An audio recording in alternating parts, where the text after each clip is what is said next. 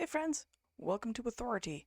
This week we are going to be talking about some of the shakeups that are happening in the publishing industry right now, and more specifically about how do we survive when there's an algorithm out there kind of deciding who does and doesn't see our books and does and doesn't see us. If you're watching this video, I'm sure you've probably picked up on the fact that I'm even wearing the same shirt as I did in the last one, so yes, I recorded these back to back. Why? Because I have the energy right now, and I'm going to do this. So yes, you are hearing this voice from the past and seeing the same Tyrants Must Die Disney t-shirt. And I'm not apologizing for it, so there we go. Publishing used to follow a predictable pattern. It doesn't now. It used to. Back when I started, the pattern was write the book, send it to an agent or a publisher, wait for a while, hope they picked it up. When they pick it up, if they pick it up, their marketing department takes over, handles a lot of things, and then readers discovered it on shelves. And well, yes, the author did a lot of the marketing. That's always been a thing. Traditional publishing, one of the biggest myths is that the publisher does all the marketing. They don't. But they did used to devote more time and attention to all of their books on their shelves than they do these days. So you are going to be responsible for yet more of your own marketing than you would have been back when I started almost 20 years ago. Gosh, I'm old. So that is no longer the story. Things are different. Indie publishing is on the rise. Traditional publishers are doing things a lot differently than they used to. Things have shaken up a whole lot. Readers are also now pretty deeply involved in the process from the beginning. Getting found on social media before you've even written a book can result in long-term success for your book. Or alternatively, if you are writing about something that the zeitgeist does not care about, and your content just gets crushed by the algorithm, it feels like it's impossible to ever get those viral moments and get that marketing going. I know because I live that life. It feels that way, but it's not actually true.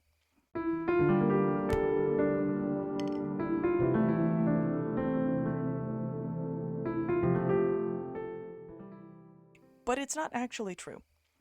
We live in an interesting timeline. And I don't just mean that politically, even though I do mean that politically, but there used to be gatekeepers who prevented a lot of the really bad stuff from ever being printed. And by bad stuff, I mean I at one point was an acquisitions editor at a publishing company, and I had to repeatedly decline somebody who had rewritten The Old Man and the Sea, Hemingway, Old Man and the Sea, in haiku, except it wasn't even haiku. It did not follow the 575. There was nothing haiku about it, but he claimed it was haiku. The gatekeepers used to protect the market from things like that. These days, those people will inevitably put their book up on Amazon, and I use the term book in the most loose sense imaginable. They will put it up on Amazon and try and market it. So it feels like the world is just full of all of this content, and how are you going to stand out from any of that stuff? Because the guy with The Old Man and the Sea haiku is being printed right alongside Michael Crichton. How do we deal with all of this? Now, the thing is, the old gatekeepers at publishing companies do still exist. They're still out there. They share a stage with algorithms, though, and influencers, and online marketing, and communities, and content, and social media. What are we as authors supposed to do about that? Hi, and welcome to Authority, where we spill the tea on the publishing industry. I am E. Prabilski. I'm an author, editor, speaker on writing, publishing, and neurodivergence, and I talk about a lot of queer stuff. If you don't know me, I'm also on the board of the directors for the Editorial Freelancers Association, and I'm not new to the industry. As I mentioned, I've been in the industry for almost 20 years. 17 to 18 years now, and I'm also the author of How to Write the Damn Book, back there, and How to Publish the Damn Book. So if you're struggling with your book, please consider checking those out. Platforms like BookTok and Instagram have moved from like cute fandom circles and dancing videos to the mainstream. They are now a massive cornerstone of author marketing. They're not the only author marketing, to be clear, but they are important. And I remember a day when having a Facebook page and a Facebook following was really not that important to authors on their social media. And that that has changed. Social media and marketing and those kinds of things have become a major economic force. They're not the only way, and I'm going to talk about that a little later, but they're an important thing here. And the algorithms and the algorithmic driven buying have the ability to make or break an editor. Or not an editor, an author. They have the ability to make or break us. That's just it. And they drive buying decisions. They influence marketing agendas and budgets and determine what books get special edition reprints or sprayed edges or whatever the current fad is. Those things feel like they determine everything. Influencers have very effectively become the new generation of gatekeepers. They are the ones that everyone's looking to tell them what in this sea of content is worth reading and consuming and what isn't. An emotional clip, just one emotional clip of them reading or crying or gasping or squealing over something in a book can launch hundreds or thousands of sales. They can launch months worth of work in an instant. And publishers are watching this. A lot of them are going to influencers to pay them to read these books. Or indie authors are paying influencers to read their books, and influencers are doing this as a job. Which isn't to say they're disingenuous. I'm not necessarily going to claim that. That's not where this is going. But publishing teams now track creator conversations, they track trending tropes in ways that they never did before, because the trope is now kind of the king of marketing a book. They track community engagement patterns and so on, and those things guide their acquisitions and their marketing because they're looking at what's hot now, guessing what might be hot in the next year when they're acquiring manuscripts, and using that information to plan their schedule. This system doesn't run just on algorithmic data and bookstores and all that other stuff anymore. It runs on emotions and spontaneity and online connectivity.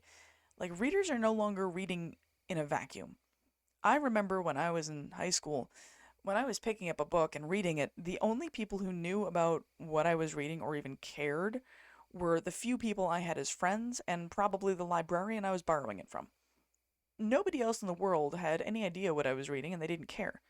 These days, I can put on Goodreads or post on social media, this is what I'm reading right now, write a review of it or talk about it to people, and I have access to and reach of a massive number of people if I do that properly. So it's no longer readers just sitting in their room with their book. It's now a massive interconnected community, which leads us into the rise of emotion-driven book discovery, which is the age we're in right now. Emotional experience and emotional expression is one of the big drivers of book discovery these days.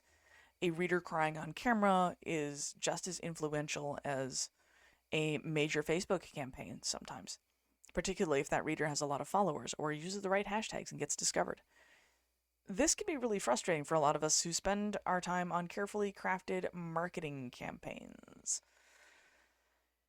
Yeah, I spent way too much time on ads, and I spend time on ads anyway, and I understand that a single video, if I get my book in front of the right influencer, my ad campaigns, they'll only do so much. Now, granted, ad campaigns are going to be more sustainable, long-term profitable, but it can be kind of frustrating to know that if only I could get my book in front of the right person, just the right person, it could go viral, and that would be amazing, but it usually doesn't. The moments that things that really catch readers' attentions, the moments that really grab them, are the emotional spikes. So, a sharp twist in a plot, a heartbreak, a confession, like catharsis, all of these things, like these are big emotional beats.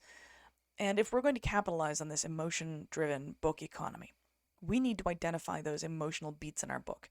I'm not suggesting that you should engineer or write your book with the intention of it going viral.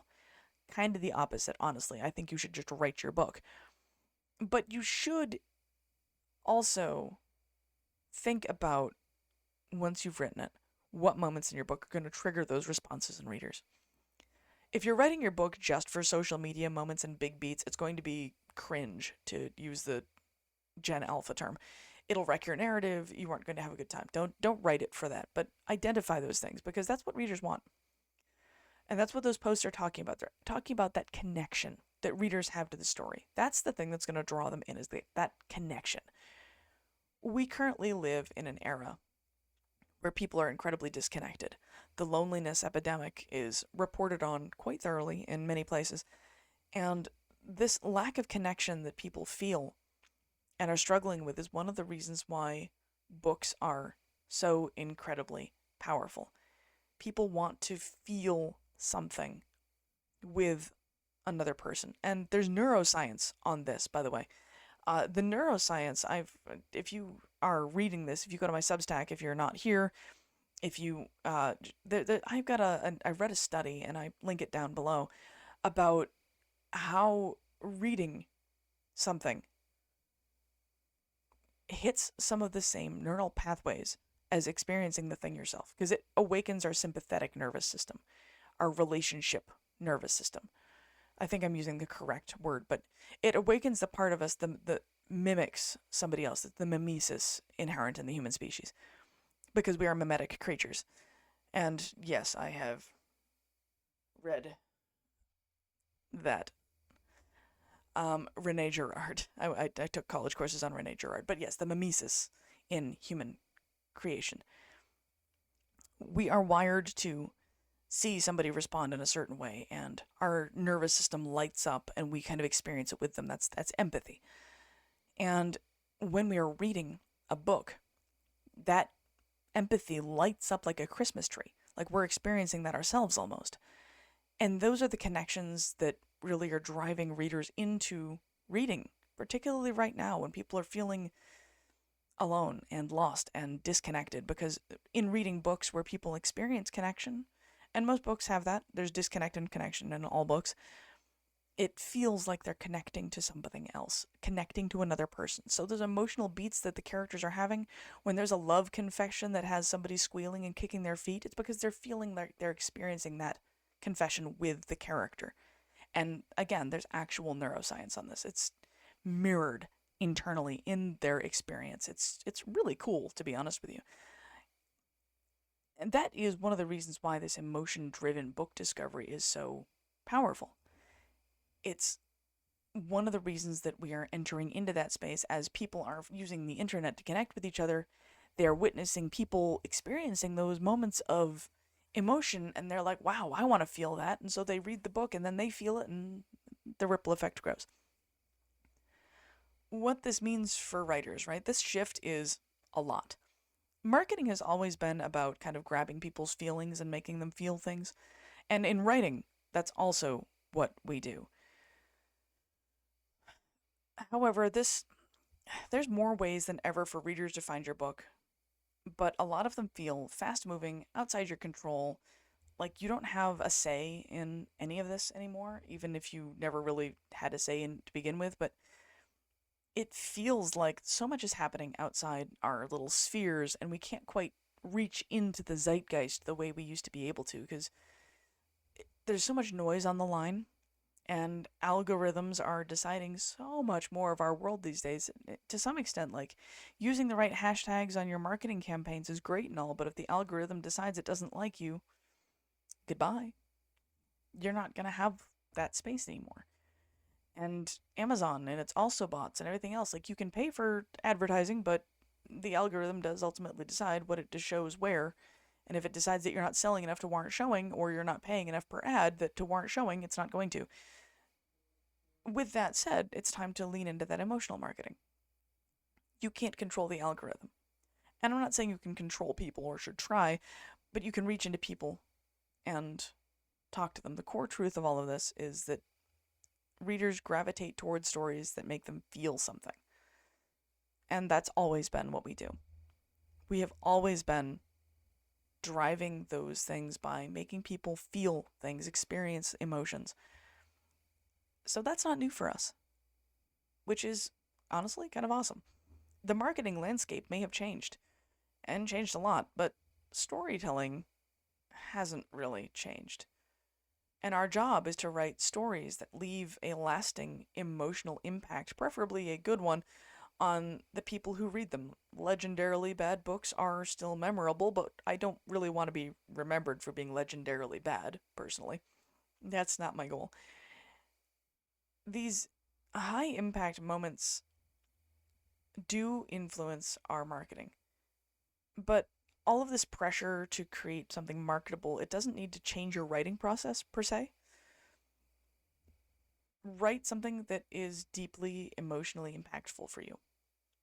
Write something that emotionally is important for you. One of the pieces of advice I always give my writers is twist the knife. If you are going to make people feel something, make them feel it. Don't be wishy-washy, don't be half-assed, make them feel it. Twist the knife. And that's something I tell a lot of my clients. And a lot of my clients have said that they've heard my voice in their head telling them to twist the knife when they're writing a scene, and it works. It really increases that emotional impact. Readers tell their friends about the experiences.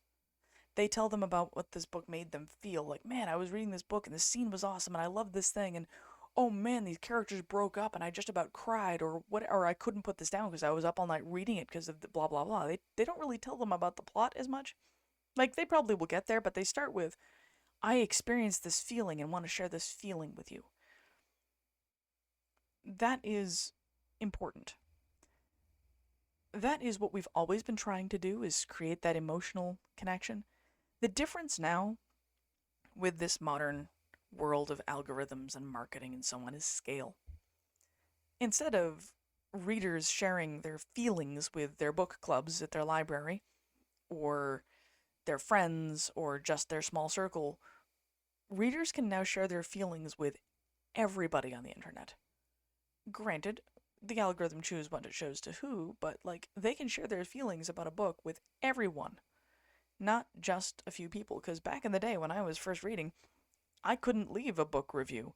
There was nowhere to leave a book review. I went to Barnes & Noble, I bought the book, I took it home, and if I didn't like it, I might have told my friends about, hey, don't bother with this one, you aren't going to like it, but like, I couldn't leave a review anywhere because reviewers were things like the New York Times bestseller book review. And we don't, us lowly little people don't talk about that. That's changed. The scale of things is different. Readers can now share their personal opinions with everybody. Writers are not and shouldn't try to write for just Bookstagram or Book Talk. Don't just try and write for moments of virility, because writing for that viral moment, the reality is not every book goes viral. A lot of them don't.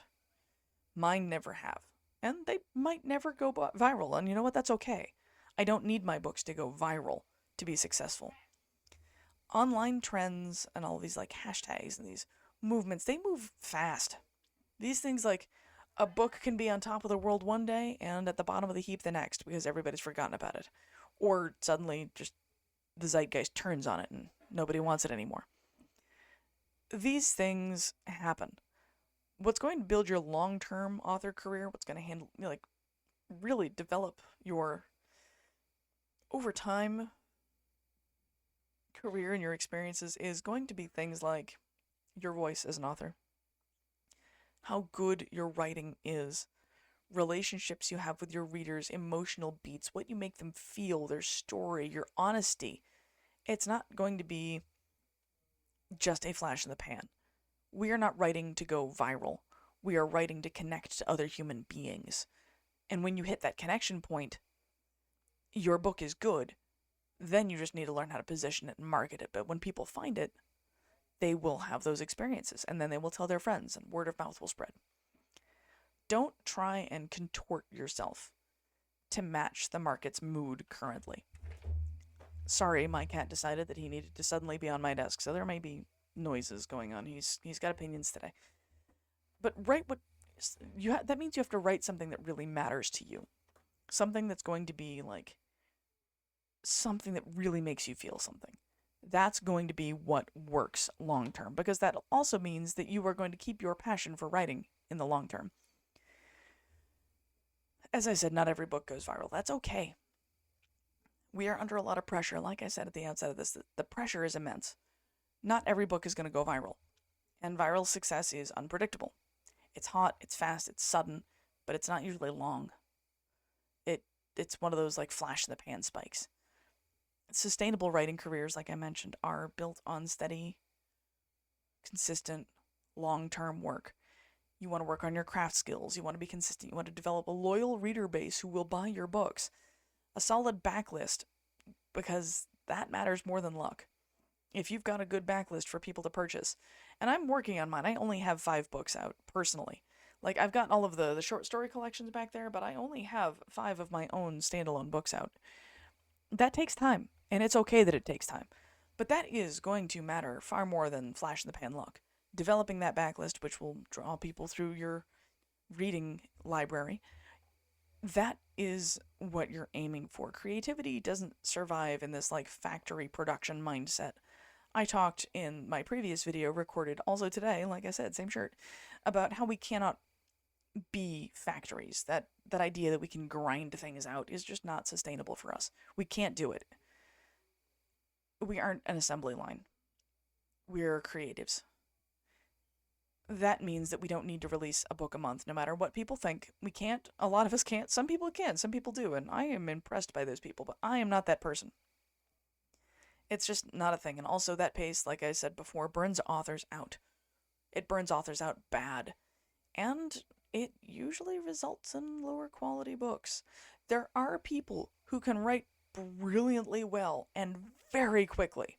I'm not going to say everybody who rapidly releases books is lowering their quality. There are plenty of people who will write an entire series over the course of years, then rapid release the books when they are ready. So just because somebody's rapid releasing doesn't mean they're doing it badly. But the people who write multiple books every month or even a book every month, it means there's no breathing room. And like I said, some people can do it, so I'm not going to claim that everybody who does it suck, because my buddy Kevin McLaughlin will come up here and smack me with a shoe, and I will deserve it, because he writes like that. He writes like a machine. Like, that man's impressive, honestly. But there aren't too many people who can accomplish what he's accomplishing. So don't try and achieve that. Write at your own pace. And when it's time to market your book, instead of like stressing out about whether or not you've written a book for the market, think about the emotional moments in your book. And use those emotional moments to connect with readers. That's going to be the thing that matters. Like, how would somebody describe your book to their best friend? What is going to stick out? What stuck out to you? What moments in your book stuck out to you? Like, for example, there are 2 big moments in Fallen, my first novel about a fallen angel, that really stick out to me, that were deeply emotional to me. The first one is a conversation between Cassiel, the main character, and a friend of theirs at a bar. And this friend is a priest. He's having a rough time. He's had something to drink, and he comes out with the line, "What good are angels?" Because he witnessed somebody die to a demonic attack, like in person. He watched it happen. And he's like, what the hell good are angels? Because this stuff is still happening, and Cassiel, the fallen angel, sitting there like, well, shit, what good are angels? And that question kind of haunts them throughout the rest of the book. That hit me really hard when I was writing it. The other one is a character dies, and Cassiel just has this emotional breakdown in the sanctuary of the church. And it talks about how, like, every tear was a prayer, and what that actually looks like. And it was a really emotional and powerful scene for me to write. Those things are ones that readers also really relate to. Those are some of the scenes that people come back to and are like, wow, yeah. Those are the scenes that I use in my marketing. So what scenes in your book drive the story? What are the things that made you feel something really hard when you were writing it? And how do you share those emotions with people? After your book is ready for publication or published, go through it. Identify the quotable lines, the laugh out loud moments, the scenes that really like grab your heart and squeeze it. Those are the marketing anchors that you're going to want to use. Those are the things that'll capitalize and pull people into your book. You don't have to write to capture the audience. You don't need to craft viral moments in your book. You need to write scenes that emotionally grab you and are going to connect you to other people and will emotionally grab them. Those are the things that you're looking for in this changing landscape of publishing, because we are in the middle of a massive and ongoing disruption of publishing. I started in the early 2000s, and all of these changes have been significant between the rise of indie publishing and print on demand, the rise of self-publishing and that no longer being as seen as gauche and just vanity project, and now AI and everything else, like, we are seeing constant and significant disruption in our industry. And it's been a lot. It's been a lot. And just when you think you understand something, it feels like it shifts again. However, in light of all these shifts and this change and all of these stressors, possibility is now actually wider than it's ever been. Because we now have direct access to our readers. Excuse me, a cat on my desk. We now have more direct access to readers than we ever have in the history of the craft of storytelling, sans reaching out into a literal crowd of people while you're reciting oral poetry. We have more access to people than we ever have, which is both amazing and terrifying. But stories now have more routes to reach these people than they have at any other point in history. And despite all this upheaval, the center of what we do as writers has not changed. Our job, since the dawn of time when we first started telling stories, is to make people feel something, to take them on a journey, to maybe teach them something. That is still what we are doing as writers.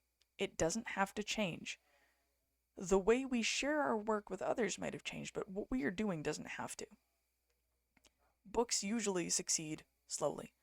One of my favorite marketers, and honestly one of my favorite people, Jen DePaula, she has the podcast Book Marketing Simplified. She is a book marketer and an excellent human being, so if you need help marketing your book, I strongly advise that you check her out and everything she does. She's not a paid actor here, I'm just a fan. But she talks about building your author career slowly and sustainably, and the fact that books have a long shelf life. My book, Fallen, out there, back there, over there we go, came out in 2021.